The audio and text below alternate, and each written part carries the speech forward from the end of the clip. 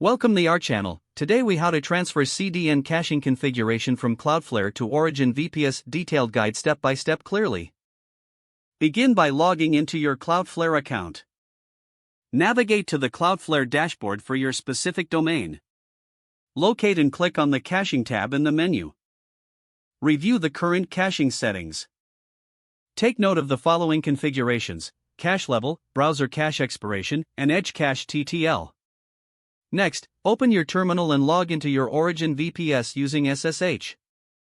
Use your preferred text editor to open the configuration file for your web server.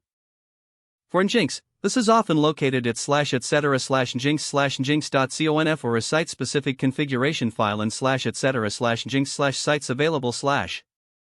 For Apache, look for the httpd.conf or any virtual host configuration files located under /etc/httpd/confd/.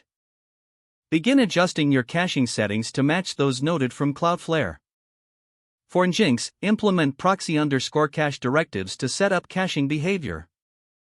For Apache, use cache enable and cache default expire directives. Ensure that the cache directory exists and has the appropriate permissions. Restart your web server to apply the changes. If using Nginx, run sudo systemcll restart Nginx. If using Apache, run sudo systemcll restart httpd or Apache 2 depending on your distribution. Next, log into your Cloudflare account again to set your Origin server's IP address. Confirm that Cloudflare is pointing to your VPS IP address. Test the caching performance by accessing your site. Use developer tools in your web browser to verify cache headers. Monitor your Origin server for performance and adjust caching settings as necessary. Regularly check for updates and best practices in caching configuration.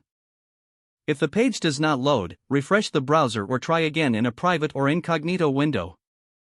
Make sure you are using the correct email address, then retype it carefully to avoid small typos. If your password is not accepted, use the reset option and create a new strong password you can remember. Check your spam folder for verification or security emails, then complete any requested confirmation steps. Enable two-factor authentication if available to improve account security and reduce unauthorized access risk. After signing in, review your profile details so your contact information and settings are accurate and current. Don't forget to like this video and subscribe to our channel for more step-by-step tech guides.